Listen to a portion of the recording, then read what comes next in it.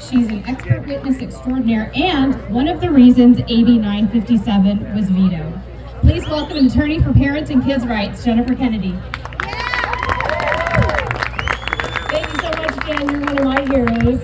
Thank you, everybody, for being out here tonight. It's really, really exciting, especially out here in this part of town, Ventura County, Conejo Valley, where you don't see as much activism. It's really, really great to see you here tonight. What a horse race it has been this year with the legislative session. You guys know that last year legislative session was all about COVID crackdowns, COVID police, COVID shots for everybody. That was the focus then, and we fought it. And what was the big thing we fought? SB 866, minor consent to vaccinations, and we killed it.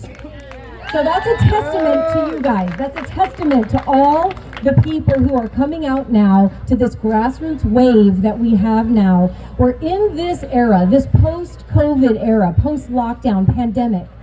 I like to say that these are extraordinary times, and they are calling on ordinary people to do extraordinary things.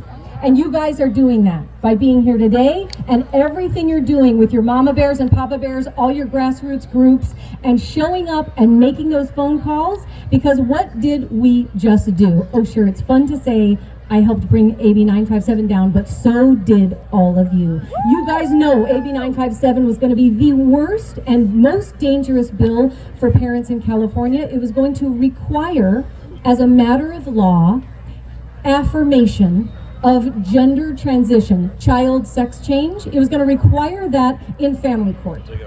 That's exactly what was going to go into our code, and we all know once it gets into California law, it spreads like an infection through the rest of our codes. And we made it so toxic for Governor Newsom, there was no way he could sign it. So bravo to everyone for killing AB 957. The second thing we know we're working on, I've heard it talked here about tonight, everyone's referring to the big hot button issue of the parental notification policies. Now this is a common sense, legal, and necessary, unfortunately necessary measure that we're having to take right now. And why?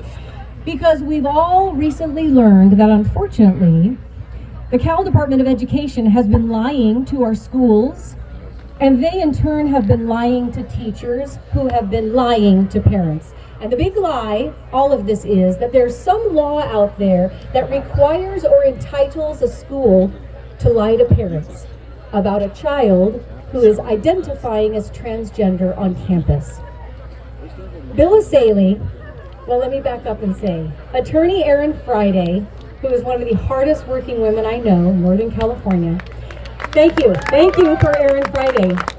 She is the one who saved her own daughter from the gender cult and pulled her through it so that now as a teenager, she's comfortable in her adult body that remains intact and healthy to this day. No surgical intervention, no medical intervention. And Erin Friday has spent the last 2 years almost alone, except with Lance Christensen and Greg Burt at the Capitol, trying to make a change. That change was going to be AB 1314. And guess what? She knocked on the doors of every Democrat legislator to propose this legislation that parents be made aware of what the schools are doing.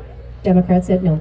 She knocked on the door of every Republican legislator. They all said no, except one, Bill Essayli from Riverside, who agreed to sponsor that bill. That was going to be, thank you Bill Essayli for stepping out, our brand new assemblyman, and we love it that he's so active. That bill was going to require what we want to see. We want to see notification of parents when their child is exhibiting gender dysphoria on campus. Just notification, that's it. You're going to tell us about tardies and attendance and other issues. You're going to tell us about this one.